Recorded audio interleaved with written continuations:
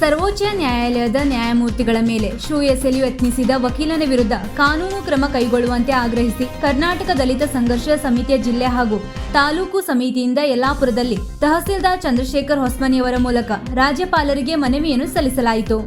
ನಮ್ಮ ಸಂವಿಧಾನ ಬಲಿಷ್ಠವಾಗಿದ್ದರೂ ನ್ಯಾಯಾಧೀಶರ ಮೇಲೆ ಶೂ ಎಸೆಯಲು ಯತ್ನ ನಡೆಸಿರುವುದು ಖಂಡನೀಯ.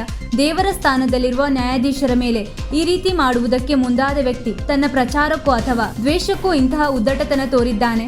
ಈ ಕೃತ್ಯವನ್ನು ನಮ್ಮ ಸಂಘಟನೆ ತೀವ್ರವಾಗಿ ಖಂಡಿಸುತ್ತದೆ.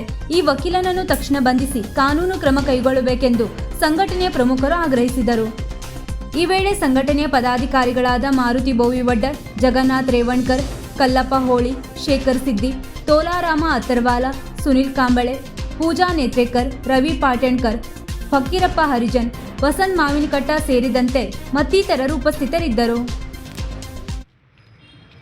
ಧಿಕ್ಕಾರ ಧಿಕ್ಕಾರ ವಕೀಲನಿಗೆ ಧಿಕ್ಕಾರ, ಧಿಕ್ಕಾರ ಧಿಕ್ಕಾರ, ವಕೀಲನಿಗೆ ಧಿಕ್ಕಾರ. ಬೇಕೇ ಬೇಕು, ನ್ಯಾಯ ಬೇಕು, ಬೇಕೇ ಬೇಕು, ನ್ಯಾಯ ಬೇಕು, ವಕೀಲರನ್ನು ಬಂಧಿಸಲೇಬೇಕು, ಬಂಧಿಸಲೇಬೇಕು. ವೀಕ್ಷಕ ಮಹಾಪ್ರಭುಗಳೇ, ನಮ್ಮ ಚಾನಲ್ ಅನ್ನು ಸಬ್ಸ್ಕ್ರೈಬ್ ಮಾಡಿ, ಶೇರ್ ಮಾಡಿ, ಪ್ರೋತ್ಸಾಹಿಸಿ.